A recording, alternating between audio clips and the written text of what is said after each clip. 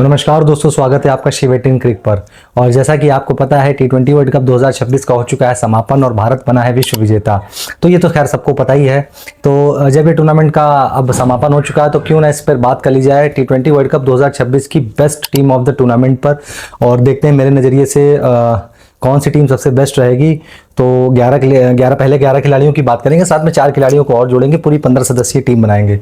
तो अगर मैं पहले खिलाड़ी की बात करूं तो नो डाउट सबसे पहला नाम आता है Sanju Samson the silent king का, जिन्होंने 5 मैचेस में 321 रन बनाए हैं 80.25 की औसत से। बड़ा ही लाजवाब खेल है। और सबसे बड़ी बात जो है उनकी इनिंग्स की, 3 इनिंग्स उनकी जो बड़ी क्रूशल रही, तीनों नॉकआउट्स मैचेस में। पहला वेस्ट इंडीज के अगेंस्ट में 97 नॉट आउट, उसके बाद सेमीफाइनल में इंग्लैंड के अगेंस्ट में 89, और उसके बाद फाइनल मैच में न्यूजीलैंड के अगेंस्ट में 89। लाजवाब। तो मैं तो टॉप पर इन्हीं को रखूंगा। पहले ओपनर मेरे संजू सैमसन होते हैं। दूसरे ओपनर की बात अगर मैं करूंगा तो इस लिस्ट में 3 बैट्समैन है मेरी नज़र में, टिम सैफर्ड, फिन एलन और साथ में ब्रायन बेनेट, जो जिम्बाब्वे के बैट्समैन थे।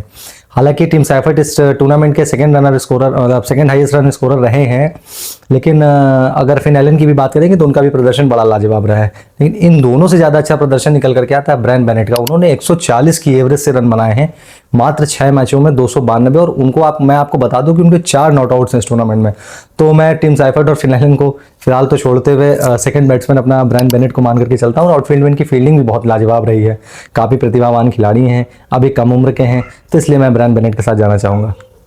तीसरे पोजीशन के लिए तो मुझे खैर कोई खास दिक्कत नहीं हुई, क्योंकि आपको पता ही है कि शानदार किशन खेलेंगे इस पे, क्योंकि लाजवाब वापसी करी है, लाजवाब ये टूर्नामेंट उनका बीता है। 9 मैचेस में 317 रन बनाए हैं, और उसके साथ ही साथ 2 अहम 50s लगाई, एक पाकिस्तान वाले क्रूशल मैच में और एक फाइनल में। और फाइनल वाली तो लाजवाब थी, काफ़ी तेज तर्रार थी।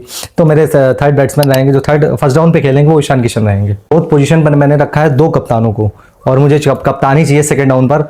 एक तरफ मैंने रखा है एडन मार्करम को। हालांकि वो टूर्नामेंट में तो ओपन करते नजर आ रहे हैं, लेकिन मैं अपनी टीम में उन्हें मिडिल ऑर्डर में रखना चाहूँगा। लेकिन उनके सामने है सूर्य कुमार यादव। तो इन दोनों लोगों में ही थोड़ा सा द्वंद्व है कि किसको मैं रखता हूं। और सूर्य कुमार यादव की अगर बैटिंग की बात की जाए तो 9 मैचेस में 242 रन है, लगभग 30 की एवरेज से। वहीं दूसरी तरफ एडन मार्करम की बात की जाए तो इनके 8 मैचेस में 286 रन है, 47 की एवरेज से। तो बल्लेबाजी तो इस टूर्नामेंट में काफ़ी अच्छी करी है एडन मार्करम ने सूर्य कुमार यादव की अपेक्षा, लेकिन वर्ल्ड कप तो नहीं जिता पाए ना। तो as a Indian soft corner मैं सूर्य कुमार यादव के साथ जाना चाहूँगा, क्योंकि एक अच्छे सेनापति का रोल उन्होंने जरूर निभाया है। टीम आपकी चाहे जितनी अच्छी हो, जैसा भी कुछ हो, लेकिन एक आपका फील्ड पे तालमेल बैठा करके चलना भाई, इसीलिए तो आप कप्तान हैं। तो मैं सूर्य कुमार यादव के साथ जाना चाहूँगा। मेरी टीम के कप्तान भी सूर्य कुमार यादव होंगे और नंबर 4 के प्लेयर भी सूर्य कुमार यादव होंगे। 5वें नंबर की बात करें तो वैसे तो ऊपर से 2 बैट्समैन राइटी हो गए, फिर फर्स्ट डाउन पर लेफ्टी ईशान मौजूद है, चौथे पर कप्तान सूर्या राइटी मौजूद है। तो एक लेफ्टी बीच में मेरे हिसाब से आना चाहिए टीम में। तो मैं जाना चाहूँगा जेकब बैथल के साथ। 280 रन बनाए हैं उन्होंने अपनी इस पूरे T20 वर्ल्ड कप में, और सबसे लाजवाब तो वो सेमीफाइनल की इनिंग इंडिया के अगेंस्ट एक तरफा लगभग मैच को कर दिया था, और लग रहा था कि अगर अंत तक खेलते या दूसरे छोर से साथ मिलता तो इंडिया को वो हरा देते। 105 रनों की पारी। तो मैं जेकब बैथल के साथ जाना चाहूँगा। 5वें नंबर पर मेरे खिलाड़ी होंगे। छठे प्लेयर के गेस करिए आप। कोई और है ही नहीं भाई, Hardik Pandya, one and only Hardik Pandya. इनकी जगह आप किसको ही ले जाना चाहेंगे? 9 मैचेस में 217 रन और 9 विकेट। एक विकेट और ले लेते तो बढ़िया हो जाता, लेकिन फिर भी बहुत लाजवाब प्रदर्शन। और सबसे बड़ी बात क्या है, पहली चीज तो आप फिल्टर करके देख लीजिए खिलाड़ियों को, क्या इनके जैसा कोई फास्ट बॉलिंग ऑलराउंडर मौजूद है? 4 ओवर करके देते हैं, वो भी 140 प्लस के। तो one and only Hardik Pandya. और दूसरी चीज क्या है कि आपको एक गेम प्लान देते हैं ताकि आप जसप्रीत बुमराह का इस्तेमाल अपनी टीम में एक अच्छी जगह पर कर पा रहे हैं। तो 6ठे नंबर पर हार्दिक पांड्या, नो डाउट। एक इंडियन होने के नाते यार और खिलाड़ियों का प्रदर्शन उतना ज्यादा दिमाग में आ नहीं रहा है। 7वें नंबर पर भाई शिवम दुबे, नो डाउट। भाई काफी अंडररेटेड परफॉर्मेंस लग रहा होगा, इनका नाम लिया जाता है तो इतनी बात नहीं की जाती जितनी अभी संजू सैमसन की जा रही है, जितनी बात अभी ईशान किशन की जा रही है, जितनी बुमराह की या पांड्या की जा रही है। बढ़िया रोल निभाया है, 235 रन बनाए हैं 9 मैचेस में। और सबसे बड़ी बात क्या है कि टीम इंडिया को एक छठा बॉलिंग ऑप्शन भी देते हैं। कभी कदार थोड़े से महंगे साबित होते हैं, लेकिन नो डाउट बहुत अच्छे खिलाड़ी हैं। और जब से ये एक पिछले 2-3 सालों से इनका गेम बड़ा अच्छा हुआ है। स्पिनर्स को तो पूरी तरह से डोमिनेट करके रखते हैं। आप इंग्लैंड वाला मैच देख लीजिए, आदिल रशीद एक अच्छा ओवर अपना डाल करके जा रहे थे, लेकिन वहां पर इन्होंने काउंटर किया था आदिल रशीद को, और वहां पर उन्होंने रन बनाए थे। तो स्पिनर्स के अगेंस्ट तो बिल्कुल ये एकदम फियरलेस होकर के खेलते हैं। पेसर्स को भी वैसे ही डोमिनेट करते हैं। तो मेरे 7वें खिलाड़ी होंगे शिवम दुबे। 8वें खिलाड़ी वो हैं जो कि जिन्होंने इंग्लैंड को सेमीफाइनल तक पहुंचाने में बहुत बड़ा रोल निभाया है। विल जैक्स बहुत लाजवाब बल्लेबाज, बहुत लाजवाब गेंदबाज और बहुत साथ में बहुत लाजवाब फील्डर। मतलब इस तरह की क्रिकेट इन्होंने विल जैक्स ने खेली है। 4 मैन ऑफ द मैच लेकर के गए इस टूर्नामेंट में 8 मैचेस में। मतलब वन साइडेड वो एक तरह से टीम को चला रहे थे और मुझे लगता था अगर वो सेमीफाइनल में आउट ना होते, वो अक्षर पटेल के द्वारा बहुत अच्छा कैच पकड़ा गया था, अगर वो कैच ना होता तो इंडिया के लिए रिजल्ट्स कुछ और हो सकते थे। तो मैं इनको रखना चाहूँगा। 235 रन बनाए हैं इन्होंने 8 मैचेस में। और सबसे बड़ी बात क्या है कि चौथा बॉलिंग ऑप्शन लेकर के आते हैं इसके इंग्लैंड के लिए, तो ये इनके बॉलिंग कमांड को भी पूरा करते हैं। तो मैं इनके साथ जाना चाहूँगा, विल जैक्स के साथ 8वें नंबर पे। भाई बहुत बात हो गई, अभी बैट्समैन मैंने ले लिए और ऑलराउंडर्स मैंने ले लिए, तो अब बचे हैं बॉलर्स। तो 9वें नंबर पर आते हैं आदिल रशीद। लाजवाब गेंदबाज हैं, अपने ट्रेडिशनल बॉलिंग पर ज़्यादा फोकस करते हैं। जैसे आजकल के बॉलर्स कुछ ज़्यादा वेरिएशन, तेज फेंकना, ये सब देखते हैं, वो ट्रेडिशनल लेग स्पिन पे और गुगली पे ही जो है इतना अच्छा बॉल डालते हैं। और T20 फॉर्मेट में इस वर्ल्ड कप में उन्होंने 13 विकेट लिए हैं 8 मैचों में और 8 के आसपास की इकोनॉमी, एक स्पिनर के लिए बड़ी अच्छी बात है। लाजवाब गेंदबाज है। तो मेरा नवा जो प्लेयर होंगे वो आदिल रशीद होंगे। 10वें प्लेयर के लिए 2024 वर्ल्ड कप जीतने के बाद इंडिया के मोहम्मद सिराज जी ने एक बात कही थी कि वी बिलीव इन जस्सी भाई, तो we also believe in Jassi भाई। इसलिए मेरे 10वें खिलाड़ी होंगे the one and only Jasprit Bumrah the magician.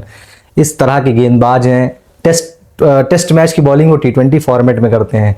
कभी कभी तो बॉलर बैट्समैन के लिए क्लूलेस, मतलब उनको बैट्समैन को समझना ही मुश्किल हो जाता है कि बुमराह क्या करने आ रहे हैं, क्या करेंगे। कोई गेम प्लान नहीं होता उनके अगेंस्ट खेलने के लिए। 9 मैचेस में 14 विकेट, लगभग 6 की इकोनॉमी से, 6 या लगभग 6 के आसपास की इकोनॉमी से। तो मतलब ये काफ़ी काबिल तारीफ है। T20 में पूरा टूर्नामेंट आपने कराया है, बॉलिंग और स्कोर्स भी बने। ऐसा नहीं कि सारे मैचेस लो स्कोरिंग हुए हों, हाई स्कोरिंग मैचेस हुए हैं, तब आपकी इकोनॉमी 6 रन की है। लाजवाब। तो 10वें खिलाड़ी मेरे होंगे जसप्रीत। 11वें प्लेयर का आप गेस में भी शायद ना करें, लेकिन मैंने जिनका सिलेक्शन किया वो जिम्बाब्वे से आते हैं, ब्लेसिंग मुजरबानी। लाजवाब गेंदबाज, प्रतिभावान गेंदबाज। 6 मैचों में 13 विकेट हैं इनके और सबसे अच्छा प्रदर्शन इनका ऑस्ट्रेलिया के अगेंस्ट में निकल करके आया था, जिसकी वजह से जिम्बाब्वे ने ऑस्ट्रेलिया को हराया। तो मैं इनके साथ जाना चाहूँगा, मुजरबानी के साथ। और ये भी एक कमाल के बॉलर हैं। तो मेरी टीम ये कंप्लीट हो जाती है। पहले पर संजू सैमसन और दूसरे पर क्या नाम है आपका बेनेट, तीसरे पर हो गया ईशान किशन, चौथे पर कप्तान सूर्या, 5वें पर आपका हो गया जेकब बैथल, 6ठे पर हार्दिक पांड्या, 7वें पर शिवम दुबे, 8वें पर शिवम दुबे के बाद 8वें पर हो गए विल जैक्स, 9वें पर हो गए आदिल रशीद, 10वें पर हो गए जसप्रीत बुमराह और 11वें पर हो गए हमारे मुजरबानी। तो मेरी 11 तो पूरी हो गई। बात कर लेते हैं बचे 4 खिलाड़ियों की। मेरे बचे खिलाड़ियों में सबसे पहला नाम लेना चाहूँगा टिम सैफर्ट की, जिन्होंने लगभग 46-47 की एवरेज से 326 रन बनाए और वो इस टूर्नामेंट के सेकंड हाईएस्ट रन स्कोरर भी हैं। तो मैं टिम सैफर्ट के साथ जाना चाहूँगा। अगर मुझे ओपनिंग में कुछ चेंज करना होगा तो मैं टिम सैफर्ट को खिला सकता हूँ। मेरे अगले खिलाड़ी होंगे शिमरॉन हेटमायर, जिन्होंने 7 मैचेस में 248 रन बनाया और बहुत अच्छी बल्लेबाजी करके दिखाई है इस बार वेस्ट इंडीज़ के लिए।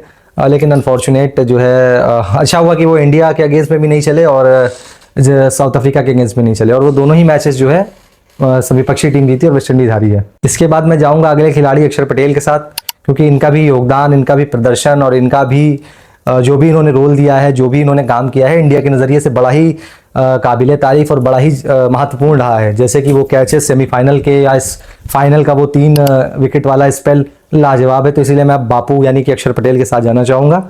और अब अगले खिलाड़ी की बात कर लेते हैं।